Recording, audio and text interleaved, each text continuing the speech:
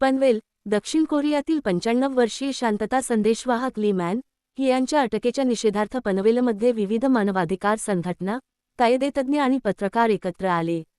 National human rights support India आणि international human rights organization यांच्या संयुक्त विद्यमाने पत्रकार परिषदेचे आयोजन करण्यात आले.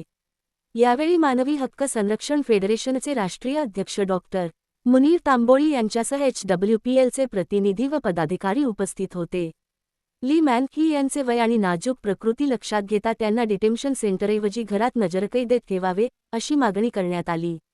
मंडेला नियमानुसार ज्येष्ठ व्यक्तींच्या आरोग्य व मानवी हक्कांचे संरक्षण झाले पाहिजे, असे उपस्थितांनी सांगितले. ली मॅन यांच्या सन्मानपूर्वक सुटकेसाठी प्रयत्न करणार असल्याचे डॉक्टर मुनीर तांबोळी यांनी सांगितले. तसेच या मोहिमेला देशभरातील नागरिकांनी पाठिंबा द्यावा, असे आवाहन करण्यात आले.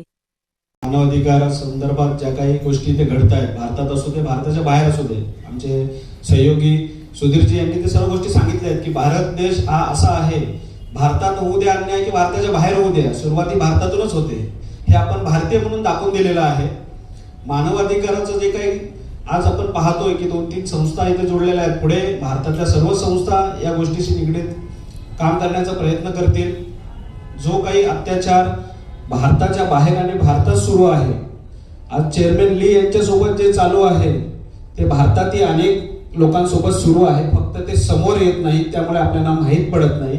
तर आपण या गोष्टींकडेही लक्ष द्यायला पाहिजे. आज ही कॉन्फरन्स बोलवली, इथे पत्रकार, आमच्यासारखे मानवाधिकार संघटनेचे पदाधिकारी उपस्थित राहिलो.